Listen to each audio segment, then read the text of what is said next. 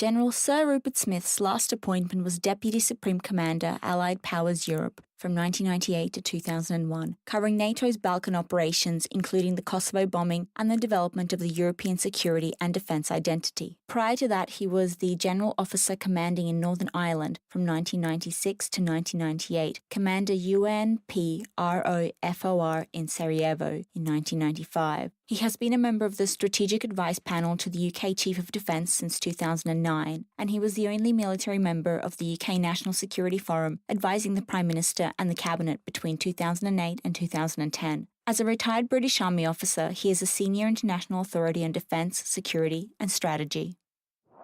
George Anderson currently advises the UN, the World Bank and NGOs on constitutional transitions, notably relating to political devolution and to natural resources. He is a non-resident fellow at the Centre on Democracy and Diversity at Queen's University. A long-time civil servant in the Canadian government, he held senior appointments in the Energy, Finance, Foreign Affairs and Finance departments before becoming Deputy Minister, Permanent Secretary of Intergovernmental Affairs between 1996 and 2002 and of Natural Resources between 2002 and 2005. Former President and CEO of the Forum of Federations, he worked and lectured in over 20 countries, was an expert member of the 2012-2013 standby team of the Mediation Support Unit at United Nations.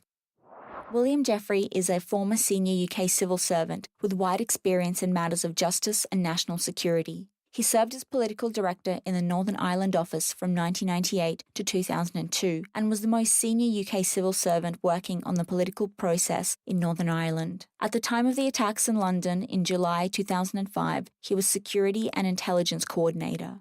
Jeffrey was Permanent Secretary at the Ministry of Defence from 2005 until his retirement in November 2010. I will speak on behalf of the Ukrainian public, I would say, and ask some of the questions which, unfortunately, Ukrainians have to raise at this stage. We are looking for the possible establishment of the peacekeeping mission in Donbas. What are the risks, what do you think? Because can it work without establishing the control over the Russian-Ukrainian border? You don't want to deploy a peacekeeping mission of any sort until there is an agreement between the parties to the conflict, and at the very minimum is an agreement for a ceasefire that is credible and believable. Once you've reached that degree of agreement, and ideally a deeper, better agreement, then you can deploy a peacekeeping force. The size of your peacekeeping force is in direct proportion to the depth and comprehensiveness of the agreement.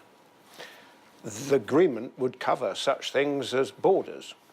A lot of people are concerned in Ukraine that Russia would like, for instance, to have the agreement where the separatists would agree on that. And that is a concern. Isn't it considered legitimization of those armed forces? And that the whole issue would, in the end, not really would be to kind of solve the issue, but legitimize the particular people who Ukrainians don't want to deal with. I have always found it helpful in considering how to handle some of these difficult issues to differentiate between the conflict, the actual fighting, and those people who are doing the actual fighting, and the confrontation, the political issue that has led to the fighting. If you can disentangle that, then you can possibly start to find a route to a resolution. The people doing the fighting, you have to deal with them at some point, otherwise why would they stop? And again, I think you have to remind yourself that you make peace with your enemies, not your friends. And that doesn't necessarily absolve them of crimes and that type of thing. So that there are practical issues of having to deal with people on issues of disarmament and what have you, but there are questions that maybe you will not discuss with them because they are not legitimate representatives of the broader public opinion.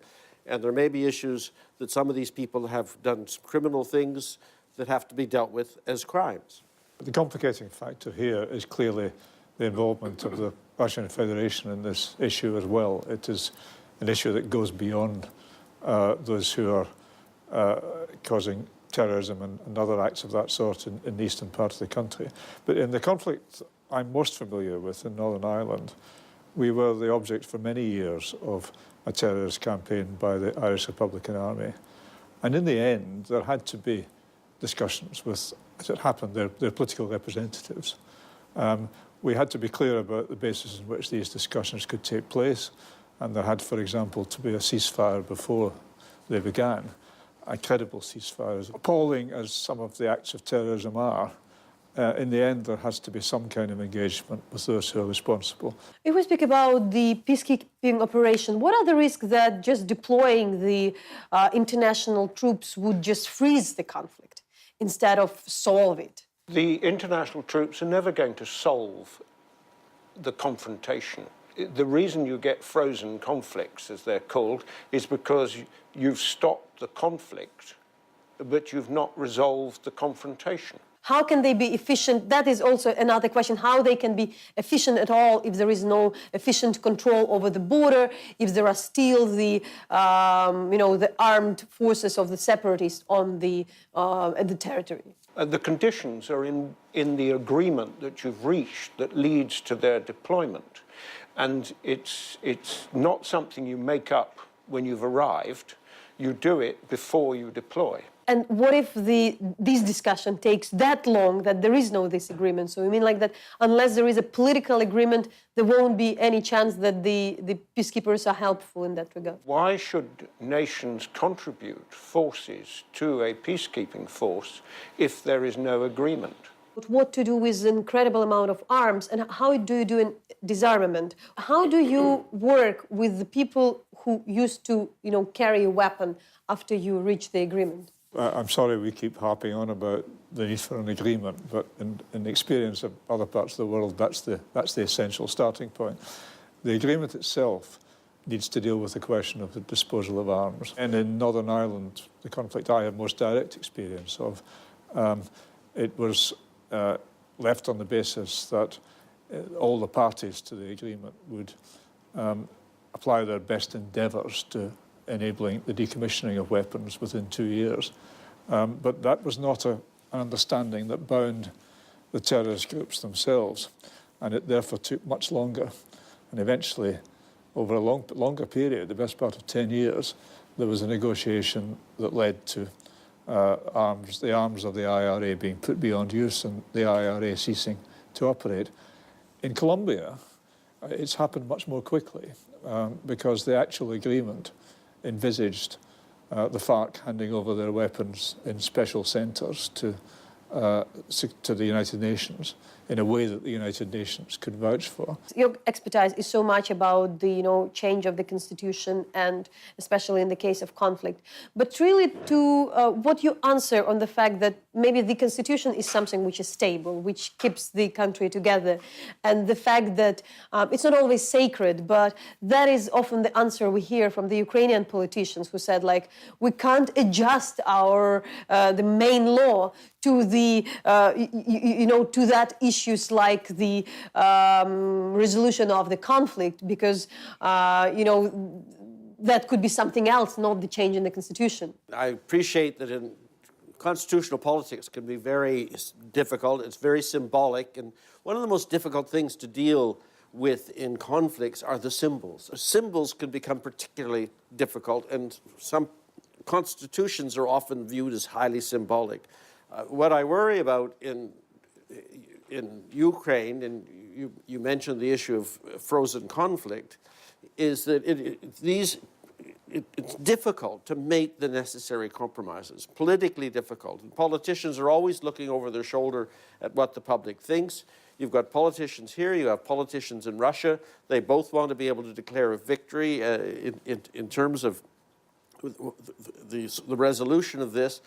But it's not serving either Russia or Ukraine to have this carry on indefinitely. So it's going to require courage by politicians and understanding by the public. there are going to have to be some difficult changes if the issue is to be resolved. What is always the concern of the Ukrainians that not like additionals, but some rights can be given. They're usually given when there is some kind of a distinct ethnic difference or something else by this group which is revolving, which is resisting. In Ukrainian case, a lot of people argue that the conflict had been artificial. So going to the same model and treating it that way could be more or less acknowledgement that just by the case that the people had taken the arms, they could reach that result. I mean, different arrangements in different countries. Ukraine has already had experience within its own constitution for Crimea having special arrangements. That may end up being what happens for the particular districts of Donbas. But, as we discuss some of these issues, I mean, policing, for example, would that require something special, or would that just require the careful application of what is already being done in terms of community policing, the recruitment of police? As you work your way through the issues, how many of them would require something distinct for that part of the country? Maybe some. Would that actually require expression in the Constitution? It's not clear. It might just require expression in some other instrument. One lesson I take from other places is that to be successful in peace negotiations, it's a good idea not to have too many absolute red lines. And you need to be flexible, you need to be imaginative. What were the red lines in case of your work during the Northern Irish peace agreement in the very early stage? Did you have a lot of red lines, and how you get rid of them? We were helped by the fact, and this is I wouldn't deny this because it contrasts with the situation here, that we and our neighbours in the Republic of Ireland had a very strong common interest in resolving the conflict, and that was what drove the whole process. But as an example of the flexibility that can be shown, part of the agreement in Northern Ireland was that the Republic of Ireland would change its constitution to abandon a claim which had previously been in the constitution to the territory of Northern Ireland. And that is quite a significant thing for any sovereign country to do. Mr. Smith, the question would be, what are the most important things for the peacekeeping operation being successful on the ground? What are the crucial things without which it really wouldn't work, besides what is agreed before? You then have to have an adequate number of forces deployed. You will need to work out the actual tasks to be carried out, how many places to collect weapons, what border crossing points to monitor, etc., etc., etc. That would then produce you a number of men and communications and so on. You would need some form of a capacity to react, if only in self-defense. Either this is an unarmed group of observers and so forth, in which case, how do they react if things don't work out as agreed? They go. Or is this an armed group who are only mandated to use weapons, armed force in their own defense, in which case, if things go wrong and they're attacked, they can defend themselves, but that is all. Or is this a force that has been mandated to make what has been agreed happen? And they may use force to do that, in which case you're talking about a substantial force because it must match whatever is in front of them. If you speak about your experience, I assume that the red lines, the difficult issues were in all the cases when in the end the sides reach an agreement. I'm speaking about the deployment of the peacekeepers. So while you're working, for instance, in Sarajevo and in the Balkans, that there were the cases where in the beginning it looked like very difficult, the sides didn't agree, there were some difficulties for the forces to get into the place. What were those things and how they were in the end solved? Well, the difficulty was that, contrary to what I have been saying, or we have been saying, there was no agreement. So the Security Council had deployed UNPROFOR into a situation where there was no ceasefire, there was no agreement. And very quickly, this is in 93, 94, UNPROFOR start to become drawn in to the conflict and the confrontation within Bosnia-Herzegovina. I called it being a hostage and a shield. You were a hostage to one or other parties in the negotiation of the confrontation, and you were a shield in the conflict when one party wanted to attack another one. And you do not want to get into that position ever again. It was eventually we broke out of it after the atrocities of Srebrenica, and we were mandated and authorized to use a lot more force. We, by that time, had the forces available, and then we broke the siege at Sarajevo, and Richard Holbrooke started his negotiations that led to the Dayton Accords. Just have a minimal agreement and then putting peacekeepers in, it raises all sorts of problems. The bigger the agreement, the smaller your force you need in some senses, because you've started to resolve some of the underlying political issues. By the way, I would clarify. I was listening to the last discussion with Mr. Walker, who is the U.S. envoy on the Ukrainian negotiation, after he had talked to the Russian counterpart, Mr. Surkov. And because what we are puzzled with, what would be this agreement? And what we understood, that current situation is that, okay, we can't agree on the maximum, we can't agree on the final thing, but what we can do, just agree for the first step.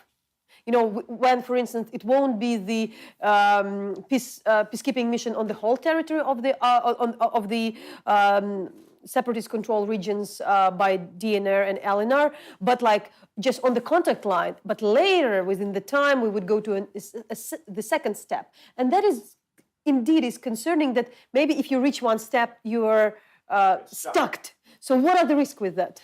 With that kind of thing, that one by one, like, okay, now there we have the peacekeepers just on the contact line. If you don't find it credible and you see little evidence of political will, then the probability is to arrive at a frozen conflict. And I would say there's a risk, I mean, if there's a deal cooked up between the Americans and the Russians, where the Ukrainian government hasn't been part of sort of some larger political understanding, I mean, that's trying to use peacekeeping as a way to solve a problem without really addressing the underlying issues. The biggest risk at the moment is that people will grab at the idea of a peacekeeping force as a solution, as an alternative to actually addressing the issues that are the underlying problem. And I have a very high regard for the military, but military people do what they do. They don't solve political conflicts.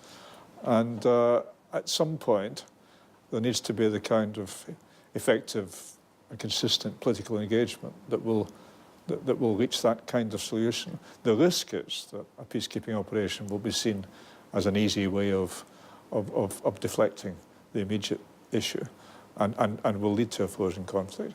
Do we have the situations, and where, like globally, from your experience and how it works, when another country more or less has an efficient control of the territory, and we do have the peacekeeping mission operating in that environment? Like what people would say here, that Russia has some kind of an efficient control over that territory, and how we can have the peacekeeping mission in that environment. The immediate one that comes to mind is the story of Cyprus and the involvement variously of Greece and Turkey in that conflict, and were parties to the confrontation as well. In the case of Cyprus, the military force, initially, the population is all muddled up. There's Turkish villages, there's Greek villages, and they're all mixed together. And the United Nations force is dispersed across the area where there is the greatest friction between various villages. Mr. Jeffrey, you've served as a political director in the Northern Ireland office during the most, I think, like very interesting time, 1998, 2002, and you were also dealing with the establishing the police force, maintaining the security. So what are the challenges? Of course, in Ukraine today, it looks like something way ahead, but really, what are the most important practicalities on how you establish not just the security in the region, and who could serve there? What do you do with the people who were there with arms, besides of disarmament? The Northern Ireland experience was that policing was absolutely central to reaching an effective agreement, because the previous police force in Northern Ireland had been one in which the majority community were overwhelmingly represented, and the smaller proportion of the community, the nationalists who favoured a united Ireland, were not represented much at all.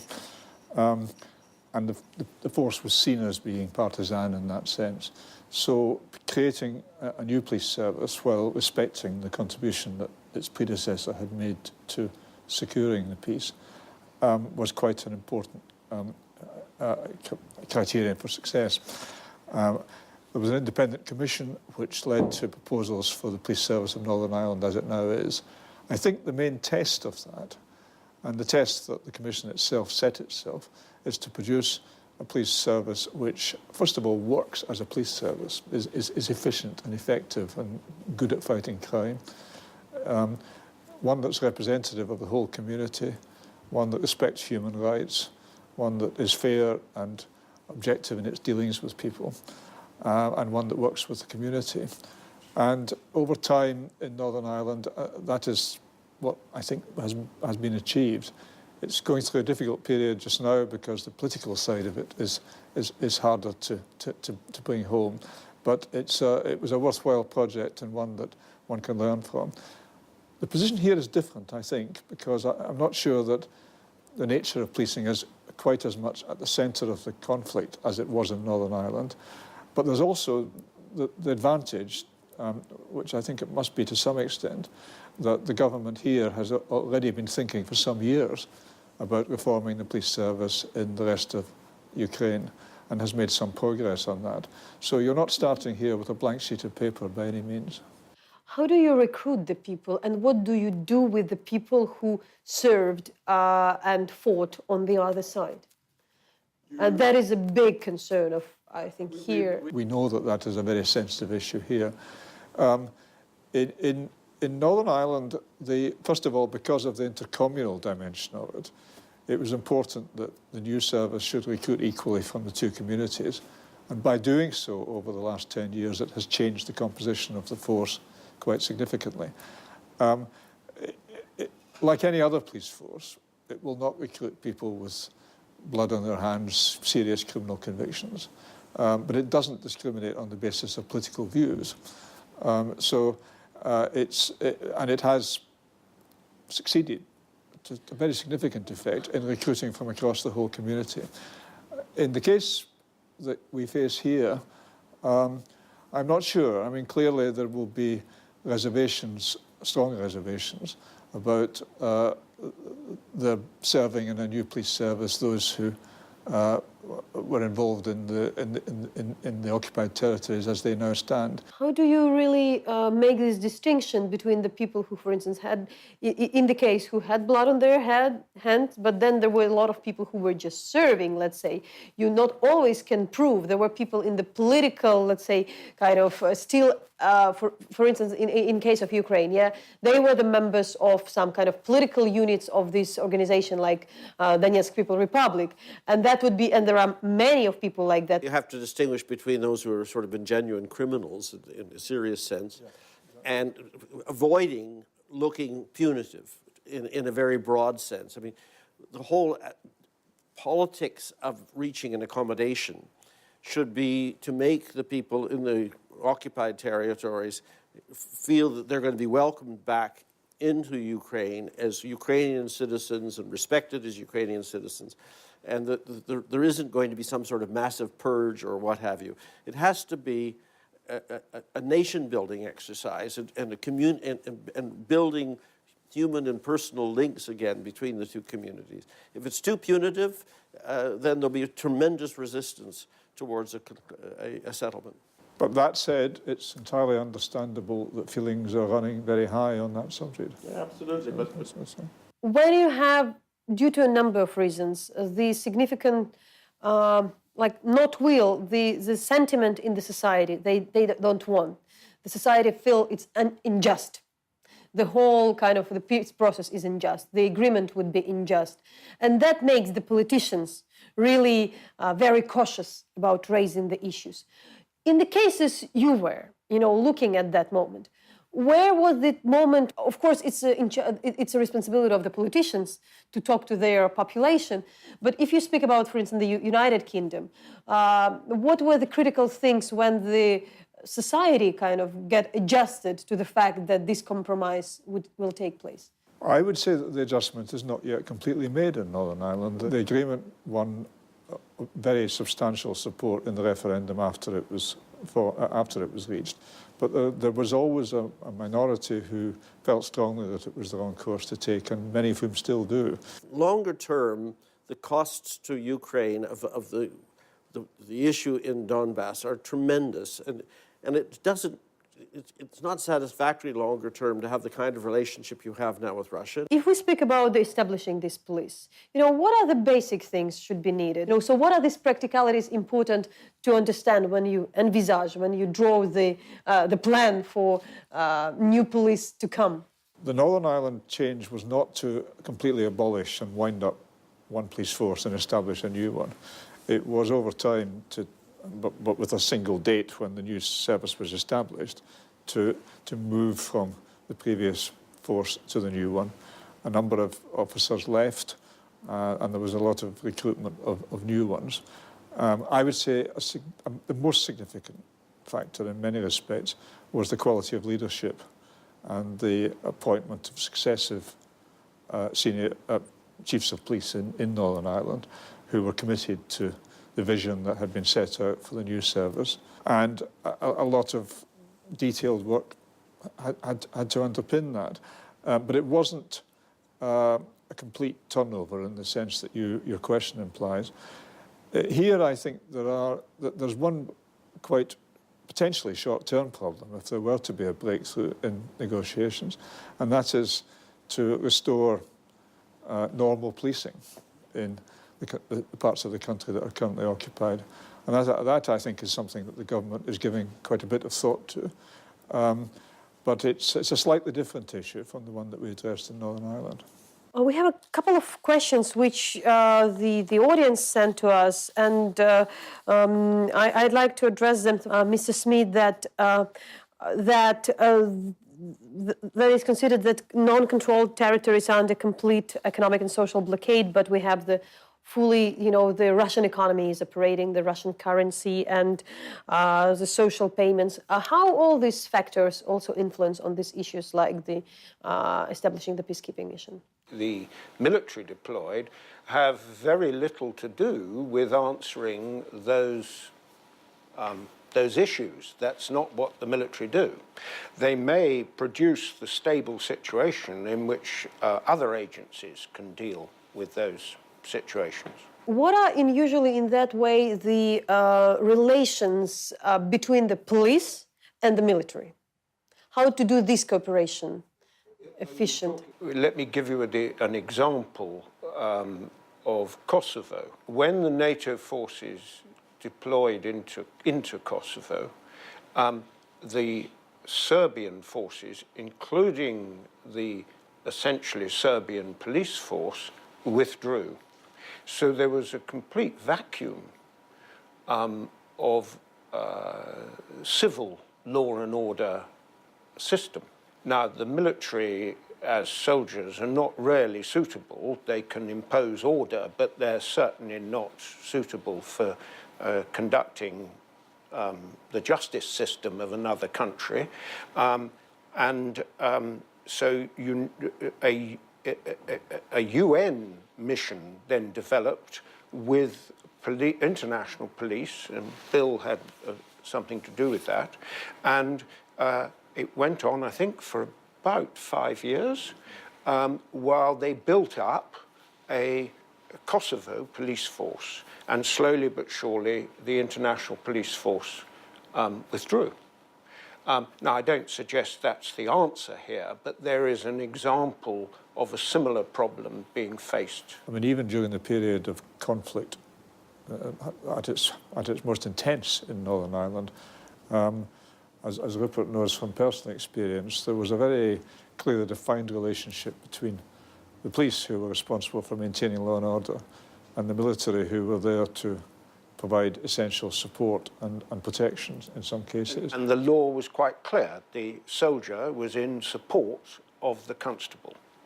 So even when I'm the general commanding all the forces in Northern Ireland, I am in support of the chief police officer. You had a chance to have a seminar with the members of Ukrainian Interior Ministry employees. What are the questions they ask? What is the concerns for them? What are the issues where you can, they ask for, a knowledge and experience? They clearly regard the international experience as being of some interest, and they were concerned to hear from us about what had happened in similar situations elsewhere. One of the issues which inevitably come up in these types of conversations is the issue of how you engage. At the moment, it's Russia's at the table, Ukraine's at the table, but there is this very difficult issue of, do you engage with the people who present themselves as the leaders of the governments in the occupied territories? If so, what do you engage with them on? What are the issues that you have to discuss with them, and what issues can you not discuss with them? This is a really tricky problem, and in any negotiation, finding the right interlocutors for the key issues is central. And there's no easy answer here, but I think there's going to have to be some sort of engagement with those people, but they're not legitimate for certain purposes. And then you get into the question of, well, when do elections happen, and after elections, what kinds of issues might be dealt with then, and can those issues be left till after elections? So you looked into the Ukrainian case, let's say, and you learned. So really, at this stage, how would you describe on which stage Ukraine is with the decentralization and with the reintegration? What is lacking at this moment? Ukraine is engaged in a broader exercise of decentralization, the amalgamation of villages, the giving of more responsibility to the rayons and so on. So I think some of that is quite positive as a framework for the new, what would be the basic political structure of the country as one talks about what might happen in Donbas. The issue of policing is one where policing hasn't been devolved, but there are some really interesting things that have been done in terms of community relations under the new structure of policing, including the accountability relations between chiefs of police in the regions and communities. You run through the list, and sometimes you find that things are not quite as difficult as you thought they were once you get beyond the symbols and into the nitty-gritty. Do you have that concern and that case? I'll explain it now. That what are the concerns of the decentralization in some times that it may lead to kind of a phenomenon we call feudalization, when, for instance, these kind of local powers would be overtaken by some kind of a former warlord or somebody who, instead of giving more freedom, that the region could become under control of the force which rather misuse the freedoms of the people. That what is often a concern of some of the people in Ukraine, that with decentralization, those regions would be rather controlled by not really democratic and even tougher cases. We can bring the case of Chechnya, for instance, where you kind of give some autonomy to it, but in the end you created a part of the land, which is way more way more tougher situation in Russia than any other region. Yeah, I hadn't heard that term feudalization, but there certainly is a concern that I've heard repeated about when you have elections and having an appropriate environment for elections. But many countries have, with decentralized arrangements, they have controls on that. And things like Supreme Courts and so forth start to come into play in order to control those tendencies. You all have experience with this, military conflict, but also later, I think, more or less in Northern Ireland, it was also connected to terrorism in larger regard. But what is another concern, that even after some agreement, there are those kind of the terrorist attack which could take place, these kind of new types of violence. So you still need to have a larger portion of the police, a larger portion of security service people, and how you do it in that environment when you really need to regain trust, but as well to show the population that, it's not all the authorities are armed, that but at the same time, the real risk of this unconventional threat is so much there. All our countries that we're facing a terrorist threat that the police need to be capable of dealing with. And that's a style of policing that needs to be fitted together with a more community-focused approach to the other work of the police. I know the regular police in the UK face all the time. In Northern Ireland, there is still a threat from groups that would regard themselves as successors to the IRA, dissident Republican terrorists, and the police need to have the capability to deal with them. But the advantage of the agreement which was reached is that these groups don't have the ground-based support of the relevant parts of the community that the IRA had. The IRA was strongly supported in Republican parts of Northern Ireland, and I don't think that's the case with the dissident groups. So the prize, if you can get an agreement that has community support, is to greatly reduce the terrorist threat, if not remove it altogether. Who, let's say, were armed and fought with the arms against the government, would they get amnesty? Are there any cases of that? What do they do with them? The people would get rid of arms, but what do you do with the people? The Northern Ireland Agreement included some provisions for reducing prison sentences of those who'd already been convicted, but there was no amnesty, and there was no sense in which crimes committed during the period of Troubles were automatically not pursued. So in that sense, amnesty is not something that we had direct experience of in the Northern Ireland context. And I think these days it would be very difficult, because international conventions around the treatment of victims mean that a lot of care needs to be taken in treating the offences committed against victims. in South Africa, where there had been atrocities on both sides, the apartheid police and military and the ANC had both committed crimes, there was an element of not of amnesty, but of not pursuing them and having a different process, but a sense of turning the page. So there are judgments here, but my guess is that certain types of crimes within the experience in Northern Ireland is perhaps more relevant for Ukraine than the South African one. But I think the concept that George's phrase, turning the page, captures is a very important one. Somehow, difficult as it is for societies that have been torn apart by these actions, people need to move on and need to get into the future. How costly is the whole thing? You know, in particular when we speak about all this legal and the legal things, because that is also, I think, it's not anywhere planned in the Ukrainian budgets and the other things. how much is the conflict costing? Is it costing in terms of your military expenditures, but also the fact that you don't have normal relationships with your very large country to the east? I mean, all of the issues around gas transportation and so on. I mean, it's a mess. It's not for me to put a number on it, but there are big costs to the status quo.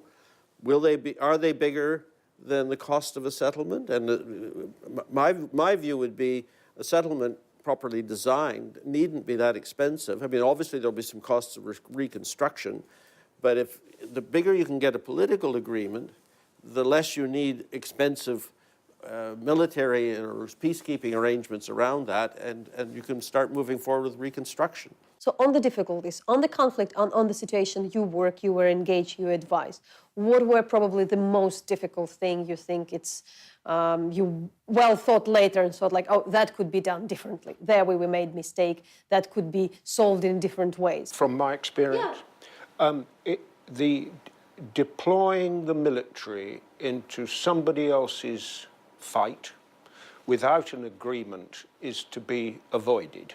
That led only to make the situation more complex and harder to solve. For you, in particular, if you speak about the constitutional process, where you think sometimes the things were not taken into account and later didn't work for good?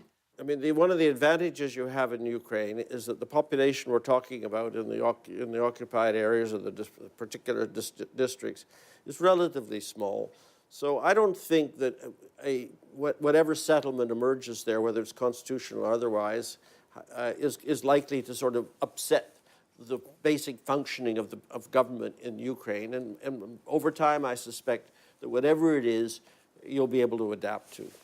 The biggest problems that we faced in Northern Ireland are versions of the issues we've been discussing earlier here today, in the sense that conflicts of this kind create deep hurt, suspicions, animosities, and that makes compromise more difficult. And that's what is at the root of. That's why they're so difficult to resolve, and they often take so many years of sustained effort to resolve.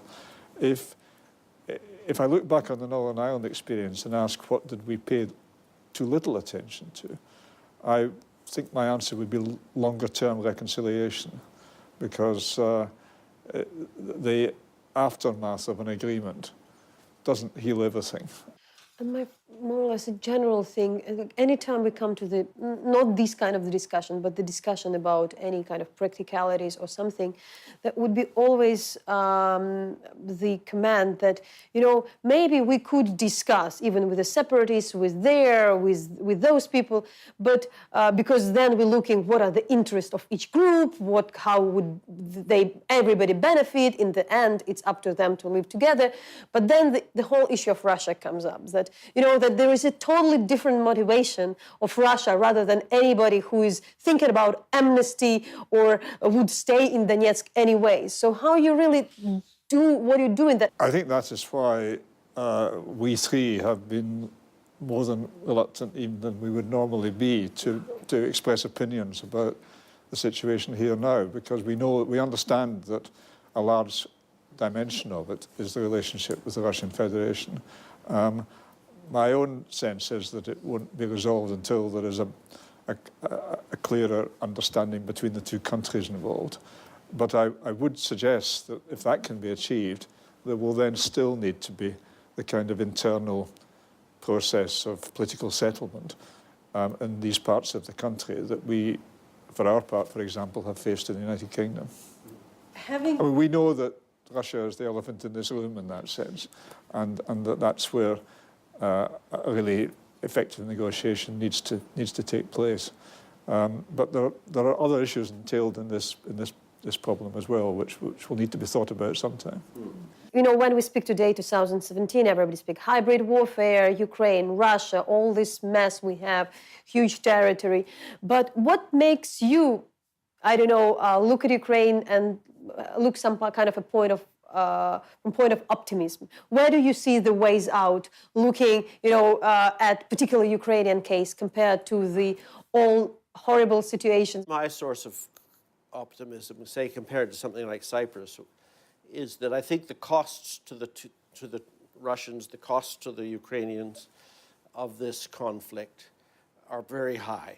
And so I think that if the costs are quite high, that creates pressures to address the problem. I've been struck by the positive spirit of a lot of the people I've met in these two visits, and there's encouragement to be taken from that.